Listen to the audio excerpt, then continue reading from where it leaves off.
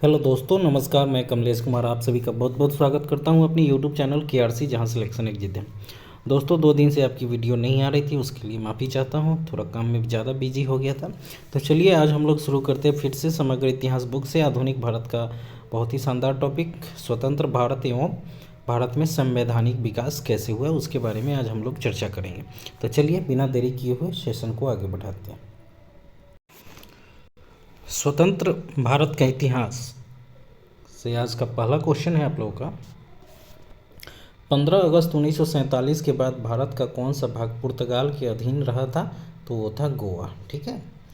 Next point है, भारत में 15 अगस्त 1947 के पश्चात भी किस औपनिवेशिक शक्ति के विरुद्ध स्वाधीनता संघर्ष जारी रखना पड़ा था? तो वो था पुर्तगीज के साथ। ठीक है, पुर्तगीज मतलब पुर्तगालियों के साथ। नेक्स्ट पॉइंट है, वर्ष 1947 में अखिल भारतीय कांग्रेस कमेटी द्वारा गठित इकोनॉमिक प्रोग्राम कमेटी EPC के अध्यक्ष कौन थे? तो वो थे जवाहरलाल नेहरू। नेक्स्ट आगे बढ़ते हैं हम लोग। प्रत्येक वस्तु प्रतीक्षा कर सकती है परंतु कृषि नहीं, किसने कहा था? तो ये जवाहरलाल नेहरू ने कहा था। ये बहुत ही अच्छा क्वेश्चन है और 3 बार जो है BPSC में ये पूछ चुका है। अगला पॉइंट है, भारतीय राजनीति में 1947 ईस्वी के बाद किस महिला ने सर्वाधिक योगदान दिया था? तो वो था अरुणा आसफ अली। बहुत ही इंपॉर्टेंट क्वेश्चन। नेक्स्ट पॉइंट है, कांग्रेस के आधिकारिक इतिहास के रचयिता कौन थे? तो वो थे पट्टाभी सीतारामैया। अगला पॉइंट है, भारतीय राष्ट्रीय कैलेंडर का प्रथम महीना कौन सा होता है? तो वो होता है चैत्र, 21 या 22 मार्च। ठीक है। नेक्स्ट पॉइंट है, स्वतंत्र भारत के प्रथम विधि मंत्री कौन थे? तो वे थे BR अम्बेडकर, मतलब भीमराव अम्बेडकर। नेक्स्ट पॉइंट है, किस पहले अध्यक्ष ने औपचारिक विग त्याग कर गांधी टोपी पहनकर सदन की अध्यक्षता की थी? तो वो थे GV मावलंकर। ठीक है, गणेश वासुदेव मावलंकर। अगला पॉइंट है, जब भारत का आज़ादी मिली तो उस समय जम्मू और कश्मीर का शासक कौन था? तो वो थे हरि सिंह। ठीक है, हरि सिंह। अगला पॉइंट है, जम्मू कश्मीर भारत का अभिन्न अंग कब बना था? तो 26 अक्टूबर 1947 को। नेक्स्ट आगे बढ़ते हैं, स्वाधीन भारत की प्रथम औद्योगिक नीति कब घोषित की गई थी? तो 6 अप्रैल 1948 को। ठीक है, प्रथम औद्योगिक नीति 6 अप्रैल 1948 को घोषित किया गया। अगला पॉइंट है, 1948 में स्थापित हिंद मजदूर सभा के संस्थापक कौन थे? तो अध्यक्ष जो थे वो रामचंद्र साखाराम रुईकर थे। उपाध्यक्ष TS रामानुजम थे। महासचिव अशोक मेहता थे और सचिव GG मेहता एवं BS माथुर थे। ध्यान से याद कर लीजिएगा, सारा चीज़ दिया हुआ है, अध्यक्ष, उपाध्यक्ष, महासचिव एवं सचिव। आगे बढ़ते हैं, ऑपरेशन पोलो किससे संबंधित था? तो ऑपरेशन पोलो जो है हैदराबाद राज्य में सैनिक कार्यवाही से संबंधित था। ये 13 से 18 सितंबर 1948 में हुआ था। इसी ऑपरेशन के द्वारा हैदराबाद को भारत में मिला लिया गया था। आगे बढ़ते हैं, किसने फांसी पर चढ़ने से पहले यह इच्छा व्यक्त की थी कि उनकी राख को भारत के पुनः संगठित होने तक संभाल कर रखा जाए और एकीकरण के बाद उसे सिंधु नदी में विसर्जित कर दिया जाए? ये नाथूराम गोडसे ने व्यक्त किया था। ठीक है, 15 नवंबर 1949 को। अगला क्वेश्चन है, मदर टेरेसा के संबंध में सत्य कथन बताना है। उनका जन्म अल्बानिया 1910 में हुआ था। सही है। वे 18 वर्ष की उम्र में ही नन बन गई थी। वर्ष 1929 में वो भारत आई थी। उन्होंने कलकत्ता के लैरेटो कॉन्वेंट स्कूल में अध्यापन का कार्य किया था।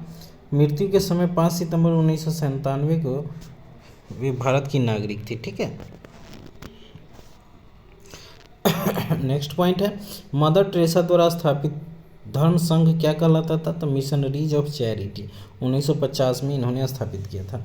अगला पॉइंट है, 1950-52 के मध्य जम्मू के डोंगरों के संघर्ष का नेतृत्व किसने किया था? तो कर्ण सिंह ने किया था। ये भूमि सुधारों के विरुद्ध था।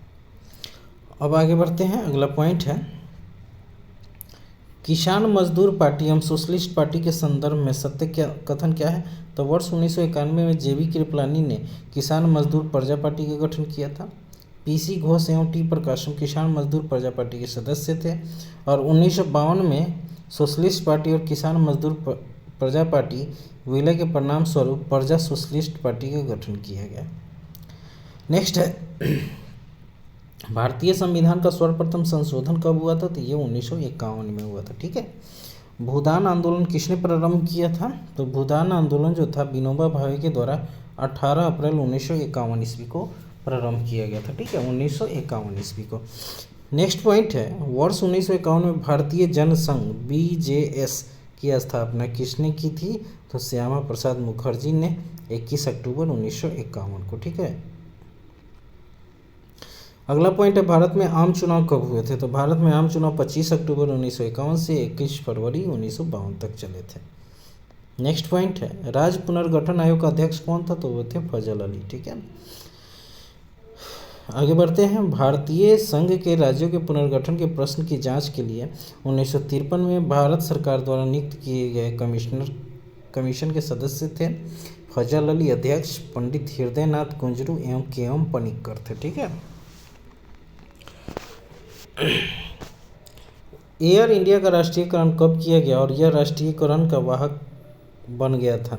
1953 में। ठीक है।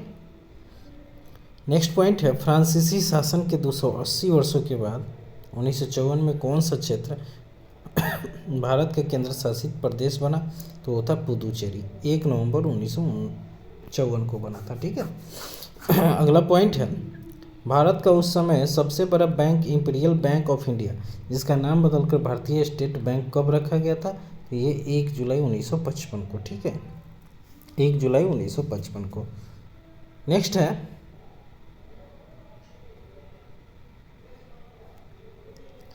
किस तिथि को भारतीय संविधान निर्माता डॉक्टर भीमराव अंबेडकर की मृत्यु हुई थी? तो 6 दिसंबर 1956 को। ठीक है। 14 अप्रैल 1891 को इनका जन्म हुआ था। ठीक है।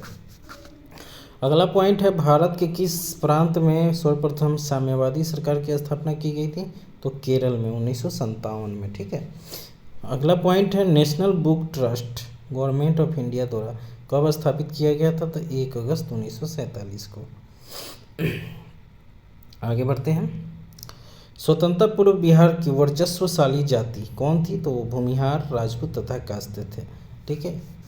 अगला पॉइंट है, किस राज्य का सचिवालय भवन राइटर्स बिल्डिंग के नाम से जाना जाता है? तो वह है पश्चिम बंगाल। निर्माण हुआ था 1777 में। अगला पॉइंट है, भारत और पाकिस्तान के बीच सिंधु जल संधि पर हस्ताक्षर कब किए गए थे? तो 19 सितंबर 1960 को कराची में। ठीक है। नेक्स्ट है, पुर्तगाली नियंत्रण से गोवा कब स्वतंत्र हुआ था? तो 1961 में। कब हुआ था? 1961 में।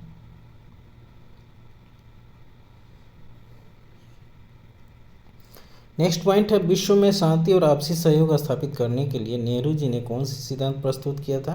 तो गुटनिरपेक्षता का, ये दिसंबर 1961 में। अगला पॉइंट है, जवाहरलाल नेहरू एवं मोरारजी देसाई के संदर्भ में सत्य कथन बताना है।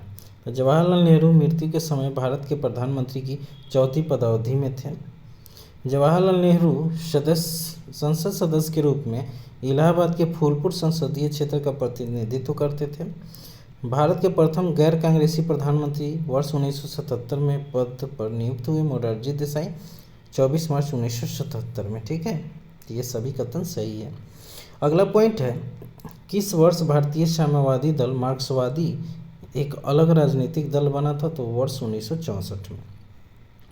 अगला पॉइंट है, भारत पाकिस्तान के मध्य घोषित प्रथम युद्ध कब लड़ा गया था? तो वर्ष 1965 में।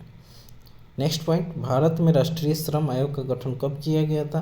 तो ये किया गया था 24 दिसंबर 1966 को।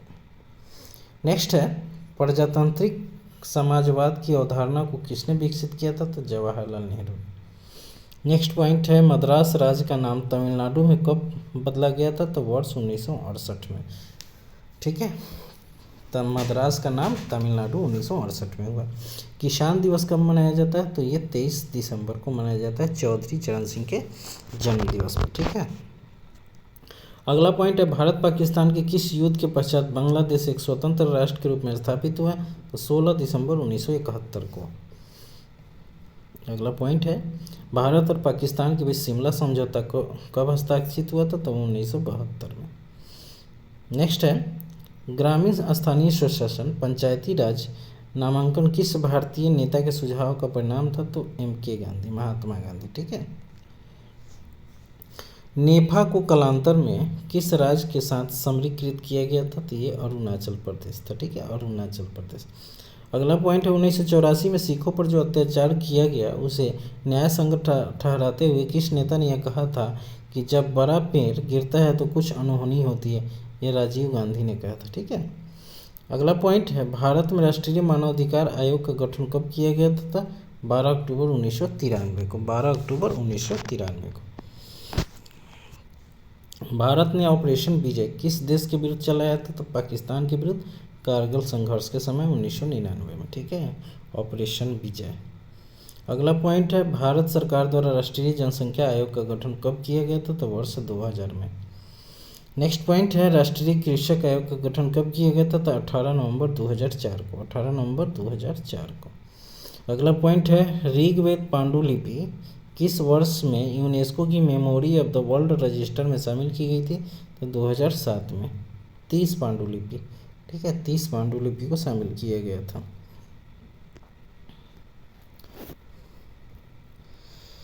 अब आगे हम लोग देखेंगे भारत का संवैधानिक विकास। ठीक है दोस्तों।